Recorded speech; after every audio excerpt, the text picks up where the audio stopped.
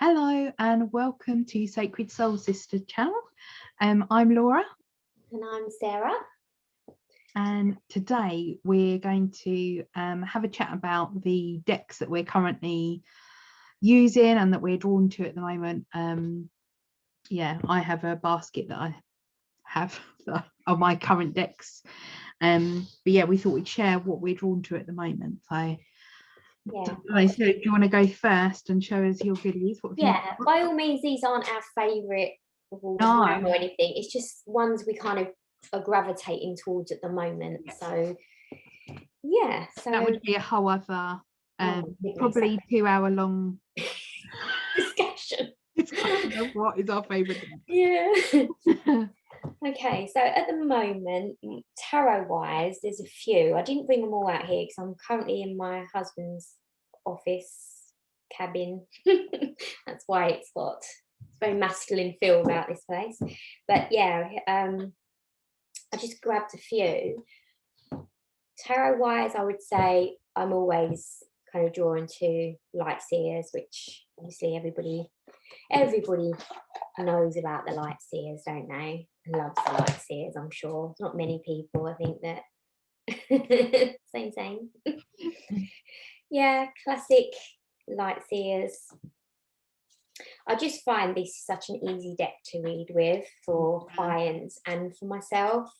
Or you always kind of know what you're getting, don't you? Definitely. Yeah, love this deck. I've got this is the mass market version. I have got the indie version as well, but I don't really use that. The reason I don't is because the cardstock, honestly, like as lovely as it is, it's luxurious, it's beautiful. I mean, I edged mine, the mass market one. The indie one is already edged. But it's so hard to shuffle, and I find shuffling to be part of my process of getting into my readings. So cardstock is really important. I think because I was using it before they brought out the mass market. I was using it quite a bit, but since the mass market's come out, I just tend to use this because it's lovely quality, isn't it? It's just easy, really easy. I've got a spare copy of this as well. Yeah, I've got two. Just in case. Just purely because I think I don't want to damage my indie deck because I think they're worth quite a lot of money now as well. The light seers indie.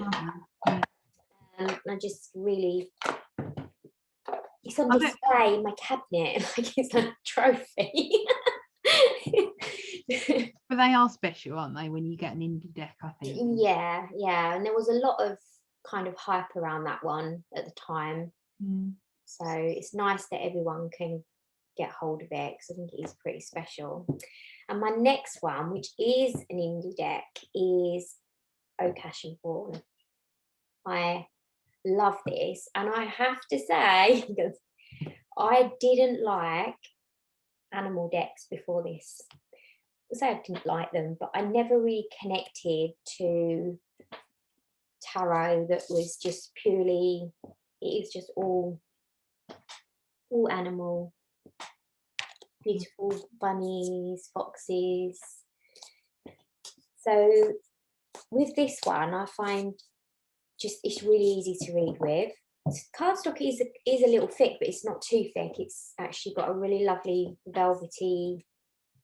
Yeah, it's quite. So even though I've got really little hands, so even just being slightly thicker than an average tarot deck, because it's a lovely size, can make it more challenging for me to shuffle.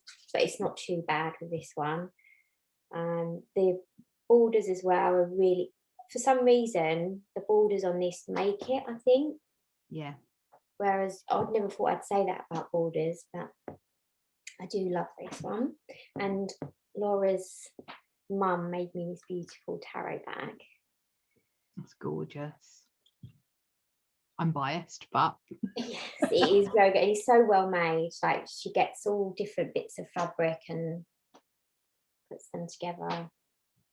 Yeah, it's all recycled, isn't it? And she makes the materials all made uniquely, so there's never one piece that's exactly the same. I think that's what's so lovely about those bags. Yeah, really One-offs. perfect size, this one. Yeah. Yes, that's my oak ashen prawn. Now oracles, and then on to oracles, because I have been more drawn to using oracles at the moment. I don't know why. I love tarot. I use it all the time.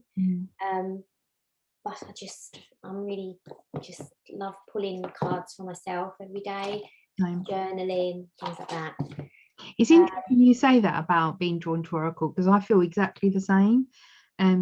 Yeah, all of my purchases recently have all been oracle. I just feel that's where it feels like the interest is. I don't know why. I don't even know why. But no, a little while ago, I would have said, no, I was buying all tarot. Yeah.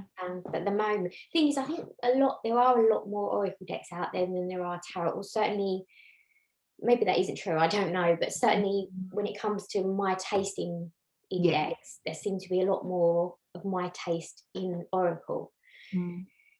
So my favourite at the moment, is it my favourite or is it? I would say it is my favourite. As you get to know me, you will know I am a little bit of a Glastonbury fan, just a little bit.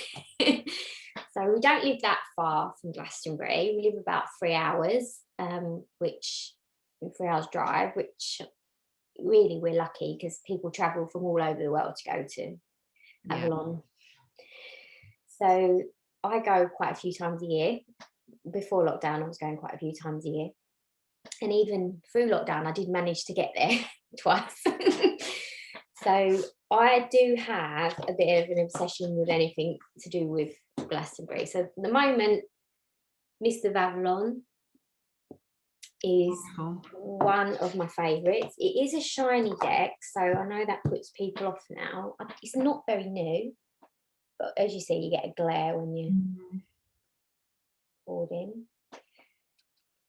But because I am so into the story of Avalon and King Arthur, Merlin, all that sort of stuff, when these cards have that in them, have your interest within them, and you're seeing things you love and places that you've actually gone to visit, like the Abbey, and the goddesses that are connected to this myth or story, I think it just makes it a little bit more special. 100%, yeah. So I'm loving that. Really nice deck. And another one I love, which is quite new in my collection, is the Lantern Oracle. The artwork in this is absolutely stunning. I've not seen that one yet. I'll be interested to. It's quite big for my hands. It's not, I mean, it's just maybe slightly bigger than average oracle. Nice backs. This is one of my favourite cards. It's a little bit graphic, really, when you look at it, but oh wow, yeah, very kind of. I just love the style of the artwork in this. Some really kind of. The borders are actually quite nice on that because it really frames the. Yeah, they're not intrusive on the images at all. So, yeah, and the book's really good. It has some really good messages. Yeah, it's really nice. So that's really one of my kind of go-tos that I pull. And something I have been noticing that I'm drawn to in decks at the moment. That's another one of my favourite cards. Love the colours. Enough. Nice. Yeah, enough. You were born enough. Beautiful. Really nice. And the book it's by I think it's Blue Angel, isn't it? Blue Angel. Yeah, Blue Angel. Anything I don't like about Blue Angel decks is the box is always way too big for the cards, so they rattle around in there. And you always get quite a lot of text with the description with Blue Angel, so that's quite nice. But yeah, I love seeing diversity in decks, which I know is quite a thing at the moment in the tarot world. And I think there was one deck that came out last year, I think. I might be wrong in that. It's called the Wizard Tarot, and I really loved the imagery, and I couldn't bring myself to buy it because it had no diversity in it at all. And something in me just was like, no, I don't just want to see, you know, white people across the blue on the deck. That it kind of got to me a little bit on that. So yeah, I didn't go for that one. I mean, it's a lovely deck. It's got, you know, it looks like it's had a lot of love put into it. Yeah. I think that when you become a bit more careful about what you're buying, it's interesting what becomes more important. Like you realise what's more important to you. Yeah. Because initially, when you don't know, you're buying decks and just hoping that you like them. And don't get me wrong, like I've got like the Druidcraft Tarot was created in, I'm not sure if it was like the 80s or something, and that is predominantly a white deck, I believe, from what on mine. It is one of my kind of old faves, and I wouldn't get rid of it because I think we're, you know, times have changed now and people know better. We should be doing better. And I think it's based on a period of and an area where maybe it was predominantly a white area, you know, so of its time, that's what it was. Yeah. And now it's not like that. The world's not like that. So I'm loving the decks that are coming out, that we're seeing so much more diversity across the world. It's lovely. I think it's nice. You can still enjoy those older decks and probably appreciate how far we've come. You know, the fact that we have got so much more on offer now. That's a nice thing to be able to look back on a deck that you still like, that might not be very diverse, but actually, it highlights the fact of how far we've come, doesn't it? Yeah, but it doesn't mean I want to buy into decks that are not. You know, we know better, like I said, and most deck creators are doing the right thing. So they're the people that I want to give my money to. Yeah, definitely. This is another one I love. Again, it's called the Goddess Temple. Yeah. I was kind of like, the only thing with it is low Scarabaei. So the book itself, you probably only get about that much in English, and then the rest of that is, so you don't get much description of each card. But again, it's based on kind of the Avalonian kind of goddesses. So I like that. It's a bit different. Wow. And probably looking at this, it's probably predominantly white as well. Actually, it's got kind of blue people, and I like blue people, so that's nice. Some Avatar. I'm sure I come from a place that's really blue people, but yeah, there are some diverse. But yeah, loving this one as well at the moment. And it's quite good messages. We're quite to the point, but yeah, it kind of goes with what I'm reading at the moment as well, because I'm using this book at the moment as like a study book, and it's really nice. The history of Avalon or Glastonbury and why they think Glastonbury is Avalon, and then there's meditations. I haven't finished it all, so I can't kind of review it or anything, but it's really, what I've read so far is really good. Enjoying it. And there's all sorts of ways to connect to Avalon within yourself. So not everybody can get to Glastonbury regularly, and even though I do, I still need to get there within. So yeah, it's nice. I've done the first meditation, and that's kind of about meeting your priestess. Okay. So the High Priestess of Avalon. Yeah. So yeah, meeting your guide, and it basically takes you across the lake through the mist. Yeah, and you connect. You go up the tour. I think because I've been there as well, it's You can visualize it all it's so really easy to visualize and do it. But equally, you know, anybody who really wants to connect to that energy and can't get there, it's a really good book. Mm.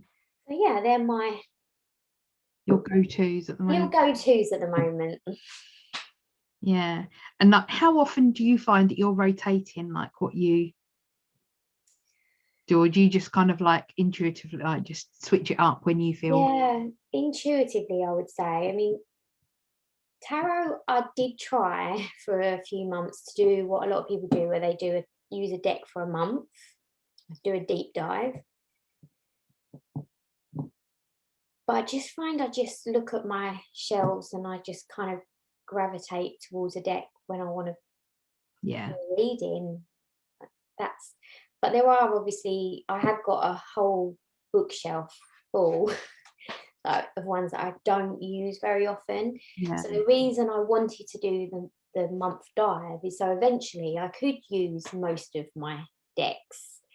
But I'm not sure that I could go because the amount of decks I've got, I'm not sure I could go 18 months without using the light seers or some of my other favourites, you know, Tarot of the She, and the ones that I also like to use certain decks at certain times. So if it's a new moon, for example, there's certain decks I like to use. If it's a full moon, there's certain decks I like to use. So I tend to just use my intuition.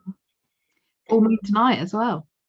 Yes, full moon Virgo, isn't it? Yeah, I'm Virgo.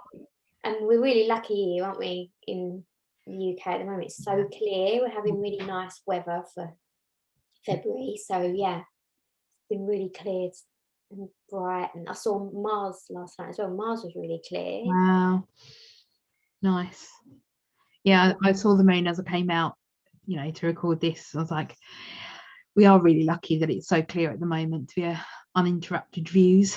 Because we've had months and months of bad weather, haven't we? Rain and rain. We never had so much rain. No, this feels like a real break. Yeah, I think we all need it. Absolutely. It's been quite dark times for a lot of people, and I think just the sun just makes you feel like there's light at the end of the tunnel. Definitely, it's important. Yeah, absolutely. Well, so I've got a few repetitions really of your go-to decks really. So obviously we've already confirmed we both love the light seers, and actually as I was kind of learning tarot, this was the deck that I connected to. Well, you introduced me to it and brought me it. So it's very, very special to me for those very reasons. Yeah, I feel like a real affinity with light seers, and for a while I didn't think that I would need another tarot deck. I was quite adamant that it felt like that was my soul deck. I wouldn't need anything else, and I still think that it is my soul deck, but there is another one that is kind of in competition, which is the Oehlers and Thorn. And when I saw Oehlers and Thorn on Kickstarter, I instantly fell in love with it. I just knew I had to have it. And it was my 40th birthday, so I put a request in, and I just hoped to God that my husband was going to listen. And thankfully, yeah, it arrived, and I love it for all the reasons that you said. I mean, it's just, I quite like the, you know, the cardstock, and it is thick, you know, it's a bit cumbersome when you're kind of shuffling, but I think you find that with any tarot deck, but the weight of it is a little bit thicker than, say, this. So you do feel it, but it's just so beautiful. Like even the backs are just so stunning. And yeah, I really, really, really love this deck. So this I've been using a lot of. And it went in for another print run. Well, there were some copies. I think it was still the first, yeah, it was still the first batch. And I loved it so much that I thought, I know I'm going to use this. And being an indie deck, I was scared that it might go out of print. So I ordered another, which I have hidden away. But I was really lucky that the number, because they're all numbered decks, because it's a limited edition, actually is my birthday. So I just like that confirmed to me how like the connection was so strong with this particular deck. So that was a nice little story of how I kind of purchased my backup deck. But because it's got that number, I'm like, oh, I don't want to use it. It's so like a bit like you say, no, you have these decks that you have on the shelf and they're just beautiful. But this is I use all the time deck, and then that's for if I damage anything, at least I have it to go to. But it reads beautifully. I love this, and it goes really well with quite a lot of Oracle decks as well, which is nice. Yeah. So yeah, I like the Oehlers and Thorn. I don't have many indie decks, but that one I have 2 of. That's dedication to the cause, I feel. And then I'm using this kind of periodically, and that's the Witch's Wisdom,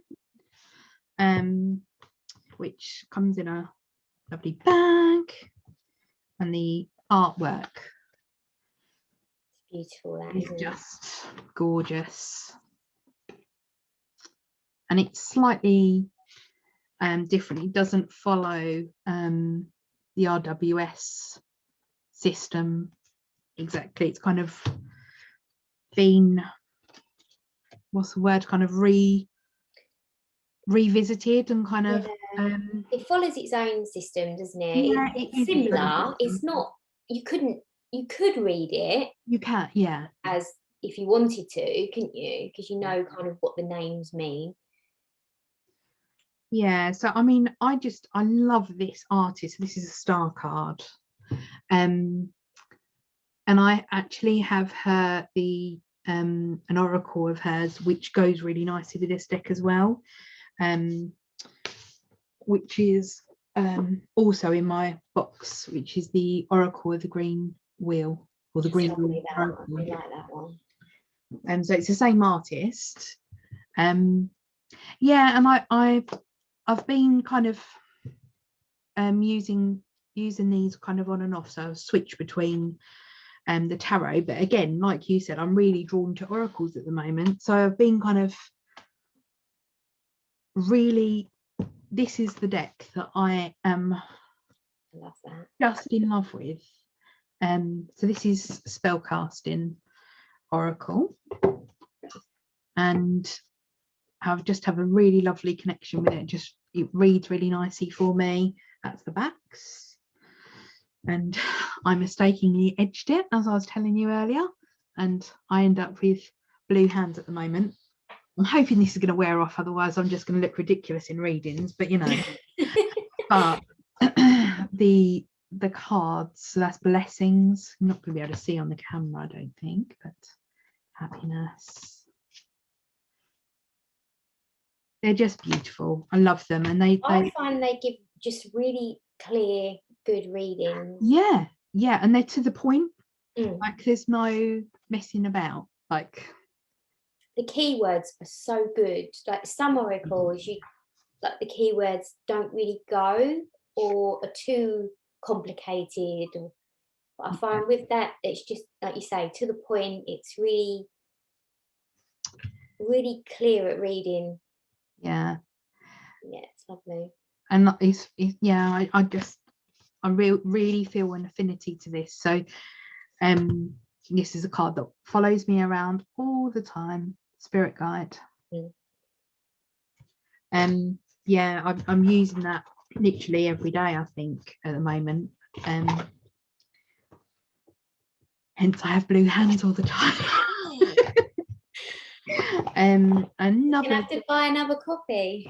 Well, yeah, I think I might have to. As you love it that much anyway. Yeah, Silly it'll be an investment, you know. I don't need much persuasion in stuff, but yeah, this is another oracle that actually works quite. I like them in partnership with these. So if I'm doing a reading, I'll do like some tarot, and then I put spellcasting and these together. This is just what I'm doing at the moment anyway. And so this is a Colette Baron-Reid, the Seven Energies Oracle, which is, for those who haven't used it before, kind of going through the chakras. Really lovely imagery and nice keywords as well. So you've got roots of abundance, healing the heart,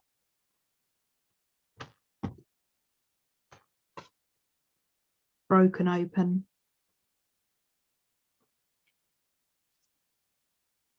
shining through. I love the energies. There's stars on it all, like I think pretty much most of the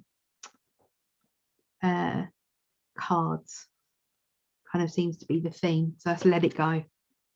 Let it go. I was just gonna sing that. Theme tune to my life, I think, at the moment. Yeah, wish upon a star. These are they're lovely, and yeah, they've been working really well in readings, like pulling cards for myself, and yeah, I like these. They're really nice. They're slightly thicker. I find them a bit more. They hurt my hands after a little while, just because of the height of them. And that's the backs. They're lovely. I like them ones as well. We've got a lot of the same decks, haven't we? We have. There's a few that we don't. So yeah, there are a few. I mean, I've probably got more. You've got a lot more tarot than I have. Yeah. Yeah. I think, yeah, mine's predominantly Oracle collection. Yours is predominantly tarot. Yeah. So that's good. Yeah, no, it brings variation, absolutely. Yeah. I find with it like this, it's kind of like bent a little, and I don't know if I was just unlucky with what came. These were off of Amazon, I think. I'll have to check mine, because obviously I do riffle shuffle, so yeah, mine tend to bend, so I'll have to check mine and see. Yeah, they just seem to bend a bit more than I'd like it to anyway. But nice little book goes with them. There's no pictures in there, so it's all words. You get 2 pages for every card, which is quite nice. And I really like Colette Baron. I think I've got pretty much all of her oracles. And we've just pre-ordered her next one, haven't we? Yeah. I've got that. I don't even need to see the cards. We're just gonna... Like, oh, she's got another one out. Bye. I think that comes out at the end of May. Yeah, but I think you can with Colette Baron-Reid. I love the wording that she uses, and yeah, the artists she uses are always really good, aren't they? Yeah, and I like it that she switches it up. They're not always. She doesn't use the same artist each time. It's someone different. Yeah.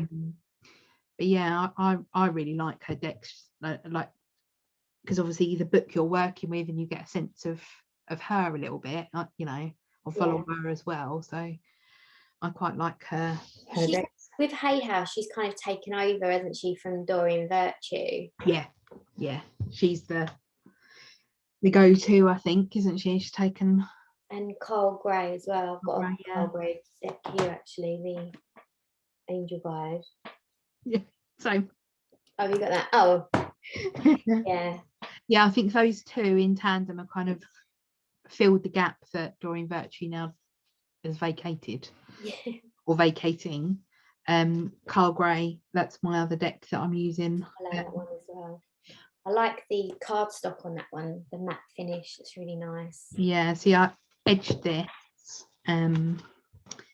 with turquoise and gold to go with the clock. This one doesn't dye my hands. But yeah, I really love this. And it took this deck, I kept getting drawn to it, and I kept talking myself out of buying it for ages, literally probably 9 months, and I then relented, and now I absolutely love it. And I was like, why did I did the same with that deck, and then when you got it, and I think you did a reading on your I think it might have meditation. been the front cover. Yeah, I think it was the front cover that was putting me off, and I don't know why, because I actually like that card in yeah, the deck. I But did exactly the same. yeah, every time it came up, I was like, oh no, scroll, scroll, scroll. But when I actually opened the cards, this artist, who is it? Lily Moses, blimmin' amazing. And I just love the way how the eyes connect to you. They're so vibrant. And I'm glad you did, bite the bullet and buy it, because otherwise I wouldn't have done it. Yeah, they're just, I've got it. It's like, I think the most surprising deck I've ever bought, because I thought I was going to buy it, is almost reluctantly. I bought it and I was like, I'm probably not going to like it. Like, I've got to buy a deck. I've got the itch to buy a deck. I'm not that sure I like it, but I'm going to buy it anyway. That says so much about me, really, that I was like, oh, I'm not really going to like it, but I'm going to buy it anyway. But yeah, when it arrived, I was like, oh my God, this is like the best deck ever. But I really wonder why that was. Maybe it just wasn't the right time for, Yeah. But it's funny, we both had the same. Really, isn't it? Yeah. But yeah, this we are like that, aren't we? We kind of have quite similar taste. Yeah. We didn't plan on wearing red. No. We just both turned up in red. Yeah. Very bizarre. Clearly, we're soul sisters, that's why. Yeah. Secret soul sisters. Love this one. Oh, that's really just nice. Stunning. I really love them. You can really see that with her eyes. Her eyes are beautiful. Yeah. It draws you in. But it's nice because you've got like sun, moon, stars, and then you've also got the seasons. So you've got winter, etc. through it. So they're not just, and then you've got a few that are the elements.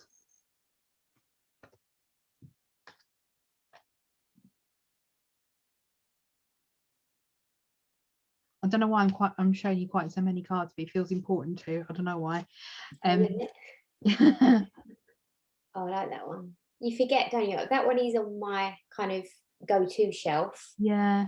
But I haven't used it probably for a couple of months, so it just inspires you, doesn't it, to get them out. And that one just fell down by my leg. Magic Guardian. Oh.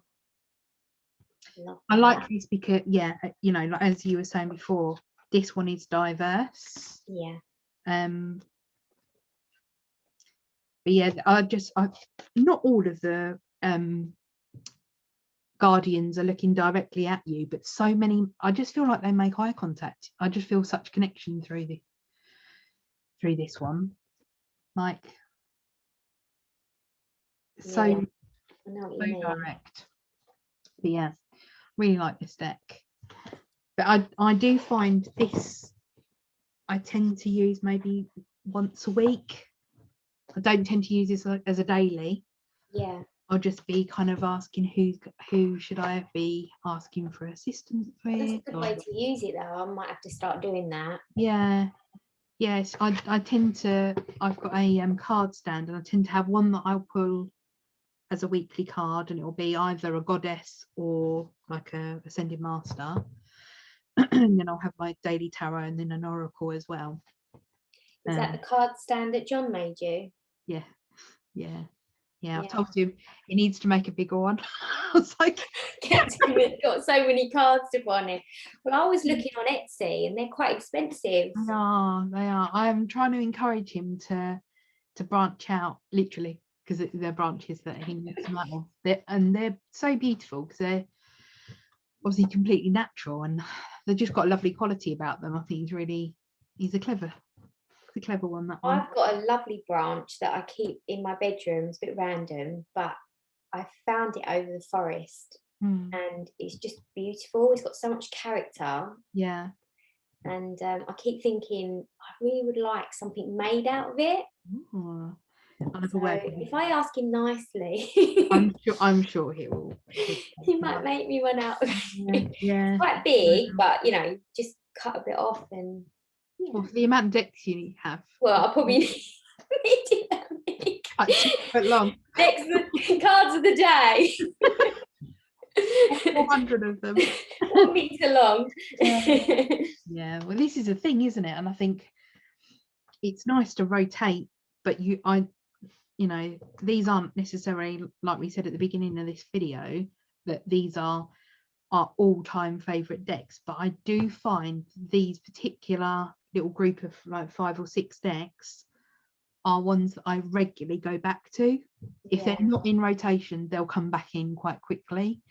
But I think you find that, don't you? You'll find a deck that you use all the time, and then I mean, for me, the Mists of Avalon definitely, and you know, Light Seers, and obviously the Oehlers is quite a new one to our collection. What did that come out in? That came October. out. Was it October that came out? Well, the Kickstarter was really early, wasn't it? It was about April, May time, I think. Because it wasn't ready for your actual birthday, was it? No, It it quite came a while after that, wasn't it? So I'm sure it was end of September or October time. Yeah. Even though I haven't had that as long as, say, the Light Seers or some of my other tarot decks, I would say I've used it quite a lot. Mists of Avalon I use a lot. I've got quite a few that I use all the time. Some of these that I've shown now are quite new. Like, so I've got I don't think I showed that one, but the Green Witch. That's quite nice. It's just got all fruits and vegetables. Oh, nice. Connecting, and it's all about earth energy, fire energy, and it has got some plant. Many. But I was just really interested. I don't know that it's gonna, if I'm honest, it's gonna be one that I use a lot. I find it's quite a nice educational deck because in the book you've got oracle meaning, the cultivations that tells you when to plant it. I'm not much of a gardener, so I'm not sure that's going to come in handy. I did try last summer because I had more time in lockdown, but it wasn't that successful. I'm good with my sage, my rosemary, and my lavender, but that's about it. And then it's got like a deity that's connected to planet, astrological sign, and then it's got a little spell. Okay, what, linked into the vegetable? Linked into the the herb, Interesting. So yeah, it's quite nice, like how they to look at, say, time, and they associate courage with time. So it's very witchy connected. Obviously, it's the Green Witch, and while I like to dabble in witchcraft, I'm not really up with my herbal, like my plants and stuff like that. That one seems like it's more like not one that you'd use necessarily in a reading. No, I think it's quite nice to use for yourself to do like a little spell. Yeah. I have just started buying all the herbs and bits and pieces to do all the spell work. So that's why I got it, really, just to give me a little bit more education on that. I have got a couple of books as well on my to buy list. I really my wish list on Amazon for things like that, like encyclopedias of herbs. And I've got one that's a I'll have to give it to you after the video, but it's I think it's called Herbery, and then you get like in the actual book itself at the back, then they're not like deck quality, but these are in the actual book, so they're connected, and then you have to unperforate them and make them into cards. Don't they have one called crystal, one for crystals as well? Oh, I don't know. Oh, don't tell me that. I'll have to buy that one, won't I? I'm sure they do. So I looked at that, and they've got, I'm sure they've got the backs. They're really pretty. Oh, that's nice. And it's called I'm sure it's like the Herbery. Yeah, I think that is the same. They do a crystal one, and I think they've got other ones as well. Because these are lovely. They'd be quite nice for your spell thingy. You've got one with a dagger in it. Oh, that's nice. Break open, and that one's crack open. Is that the moon as well? I can't quite see the moon phase. It is moon phases above. And is rose is the key word. And then you've got tough love, and that's lavender.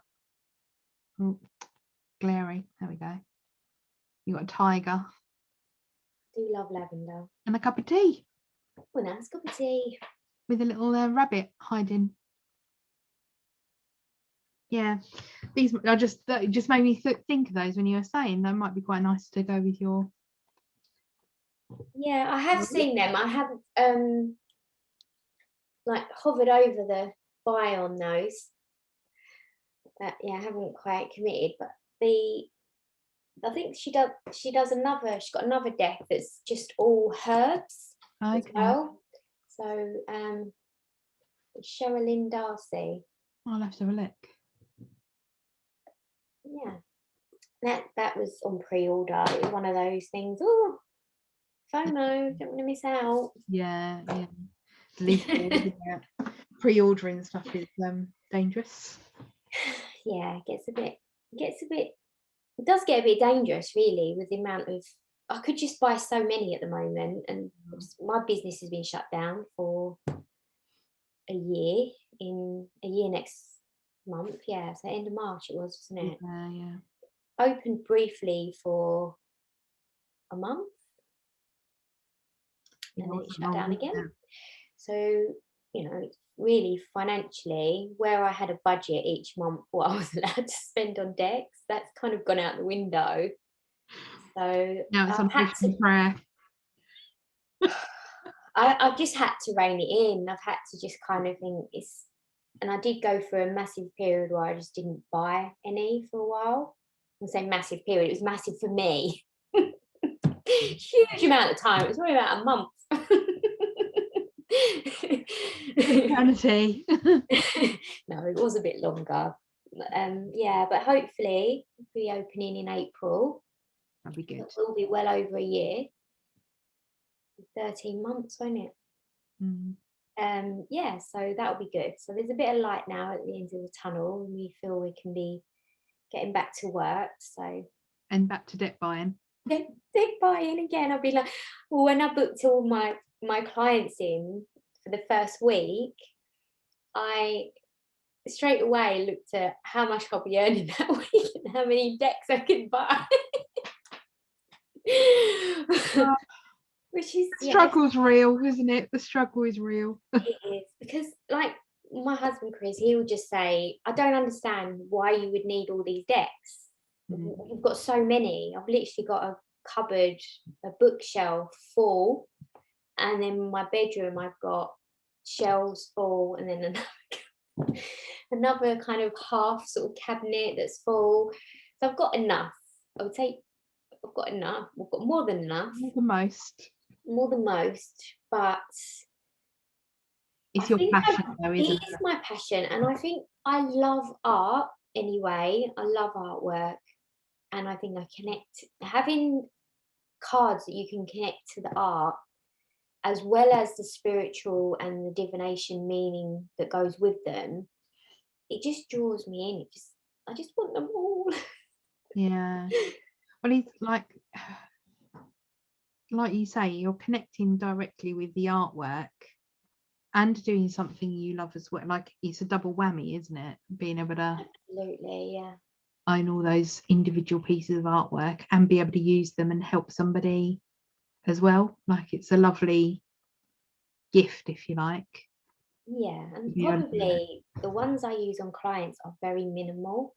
Yeah, I don't use that many. I kind of have go-tos that are just for client readings, and then the rest are all for me.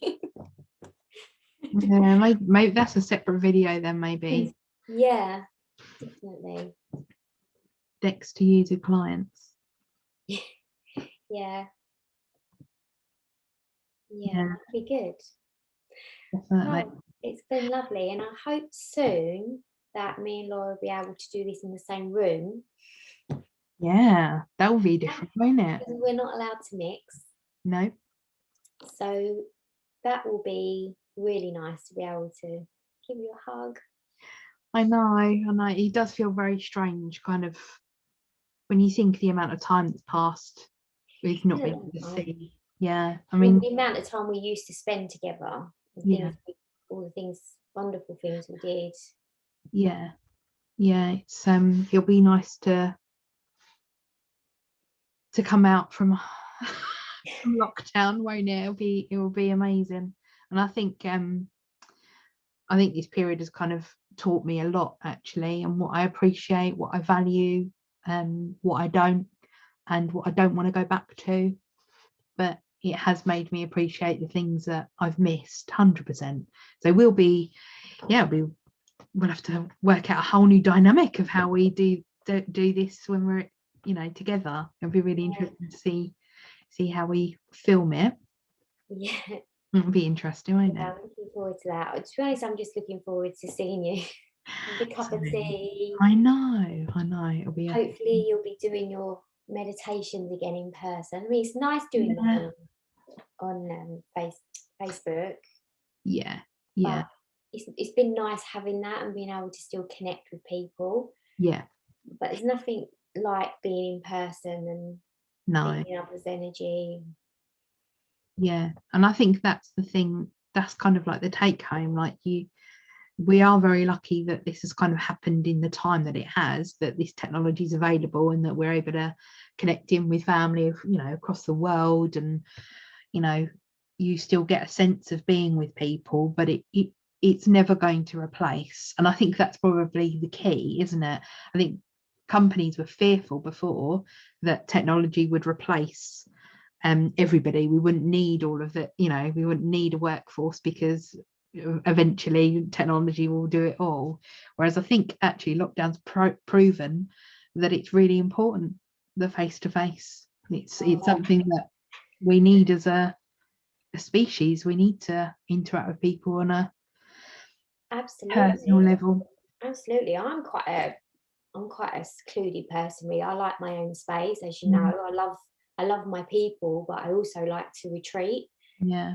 And even I am just so looking forward to getting out there. It's just too much not being able to. I mean, I'm very fortunate that I have my family, my children and my husband, and my mum's in my bubble, so she's been able to come over. But I'm missing so many people, and I'm just missing those chats with your friends and getting together. And I mean, me and Laura are a bit lethal when we get together because we don't stop talking. And it's like, it's 1 o'clock in the morning. I'm just thinking, how long does YouTube limit things to? I don't know, because we're gonna have to be really careful. We're gonna have to have timers set and everything, because once we start, we don't stop.